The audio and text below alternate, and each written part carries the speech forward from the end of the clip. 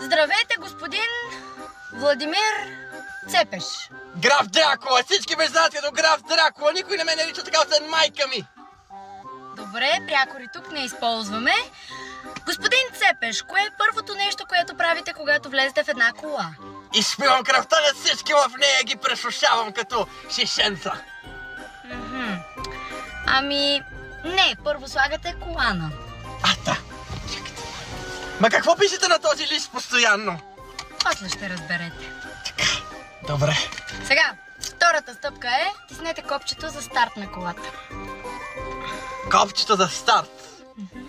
Разбира се, че знам кое е копчето за старт, то е сигурно до копчето за стоп. Не, моля ви, спрете да пишете в това.